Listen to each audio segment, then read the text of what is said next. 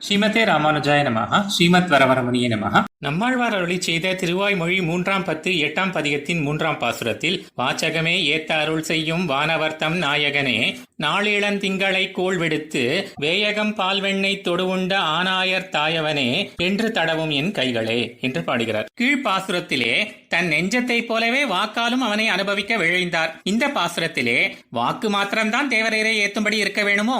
கைகளாகிய நாங்களும் கூட ஏத்தும்படி அருளலாகாதோ? நித்திய சூரிகளை ஏத்தும்படி இருக்கிற உனக்கு வாக்கு ஏதேனும் கையிட்டு தந்ததா என்கிறார். தேவாதி தேவனே, ஆய்ப்பாடியிலே நீ களவு செய்ய முடியாத உயரத்திலே உரியிலே வெண்ணையை கட்டி வைத்திருப்பர். உன் கருத்த திருமேனியுடன் இருள் செறிந்த அந்த இடத்திலே உனது கைகளால் தடவி பார்த்து கண்ணனாய் ஒளிந்து நிற்பாய். வெண்ணெய் பானை கையிலே அகப்பட்டவுடன் புன்முறுவல் புரிவாய். உடனே பூரணச்சந்திரனுடைய கிரணம் போலே திருமுத்துக்களின் ஒளி புறப்படவே அந்த ஒளியையே கைவிளக்காக கொண்டு அமுது செய்வாய். எவரேனும் வந்தால் உன் புன்முறுவலை நிறுத்திக் கொள்வாய்.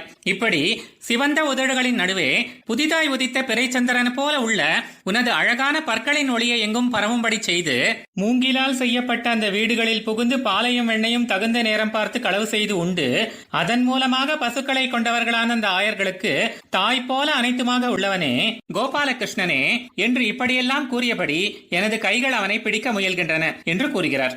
ஆழ்வார் எம்பெருமானார் ஜீயர் திருவடிகளே சரணம்.